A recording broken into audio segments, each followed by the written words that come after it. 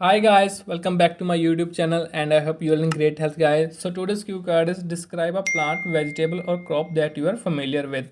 यहाँ पर हमने एक ऐसे प्लांट, वेजिटेबल या क्रॉप के बारे में बताना है जिससे हम फेमिलियर हैं या जिसके बारे में हमें अच्छी नॉलेज है। And sub cues are what it is कि ये कौन सी क्रॉप या वेजिटेबल है, वेयर इट इज़ ग्रोन कि ये कहाँ पर ग्रो होती है, and the last one is why is it important to your country. और एंड में हमने रीज़न बताना है कि क्यों इंपॉर्टेंट है हमारी कंट्री के लिए। So before we start the sample answer guys, please hit the subscribe button and don't forget to share this video. So let's begin the sample answer guys. My country is an agriculture country and provides a variety of crops. यहाँ पर हमने बताया कि मेरी country एक agriculture country है जहाँ पर बहुत सारे लोग हैं जिनका प्रोफेशन एग्रीकल्चर से रिलेटेड है और यहाँ पर बहुत सारी वैरायटी ऑफ क्रॉप्स अवेलेबल हैं। Some of them are seasonal crops while others are all season crops. हमने यहाँ पर बताया कि कुछ क्रॉप्स है जो सिर्फ सीजनल होती है, जो सिर्फ गर्मियों में या सर्दियों में उगाई जाती है, कुछ होती है कि थ्रू आउट द ईयर चलती हैं। Large number of farmers depend on agriculture as it is their bread and butter. कि बहुत ज़्यादा जनसंख्या में हमारे यहाँ पर लोग हैं जो फार्मिंग में इंक्लूडेड हैं, उनका प्रोफेशन है और एग्रीकल्चर से ही उनका घर चलता है।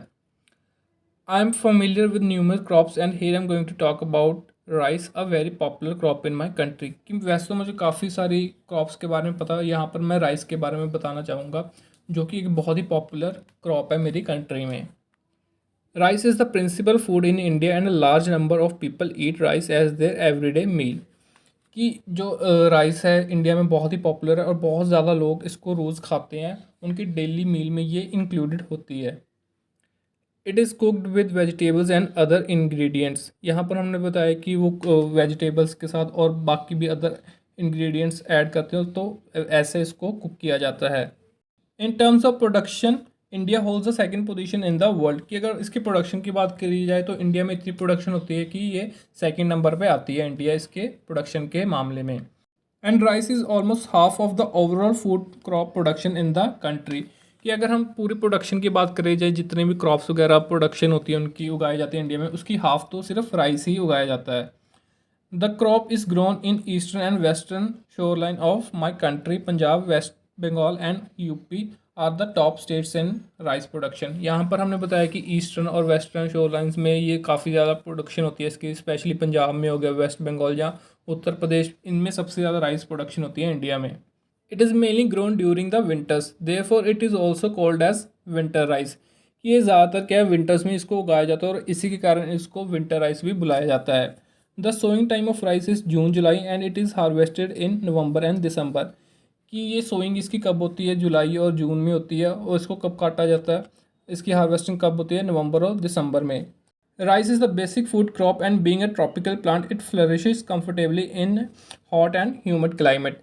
यहाँ पर हमने बताया कि जो राइस है एक ट्रॉपिकल प्लांट है, सो इसी की वजह से वो गर्मियों में जैसे हॉट या ह्यूमिड क्लाइमेट या कंडीशन होती है उनमें, उन कंडीशंस में क्या होता है, ये अच्छे से फ्लरिश करता है, अच्छे से ग्रो करता है। So the whole country does mass production of rice. तो इसी कारण हमने बताया जो पूरी कंट्री है इसकी मास प्रोडक्शन होती है, मतलब बहुत ज़्यादा मात्रा में इसकी प्रोडक्शन होती है राइस की इंडिया में। Among the many benefits of rice fields, one of them is to grow the nature of mutual cooperation between the community, especially farmer. So rice is the crop everyone is very familiar in my country and feels it's a beneficial crop to all rice farmers. And में हमने ये बताया कि इसके बहुत फ़ायदे होते हैं और उनमें से एक ये है कि म्यूचुअल कॉपरेशन होते हैं between the community, specially farmers के बीच में होता है और उनकी म्यूचुअल अंडरस्टैंडिंग होती है और सभी इसको उगाते हैं। और ये क्या कि बहुत ही एक पॉपुलर क्रॉप है, सो सारे फेमिलियर है मेरी कंट्री में इसको लेकर। सो एंड में हम बता दिए कि बेनिफिशियल है सारे फार्मर्स के लिए भी। सो दैट्स इट गाइज, ये था हमारा sample answer regarding this cue card. So now let's move forward to the follow ups. And the first question is, do people in your country like to grow plants at home. यहाँ पर उन्होंने हमसे पूछा कि जो आपकी country में लोग हैं उनको प्लांट्स वगैरह ग्रो करने अच्छे लगते हैं घर पर। And the answer is, people in my country specially from rural areas are fond of growing plants at home. यहाँ पर हमने बताया कि बिल्कुल जो मेरी कंट्री के लोग हैं उनको प्लांट्स घर पे ग्रो करना बहुत अच्छा लगता है, स्पेशली जो रूरल एरियाज में रहते हैं।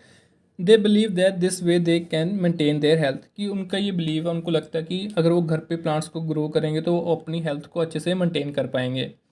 The prominent reason behind this attitude is that growing plants at home serve two benefits.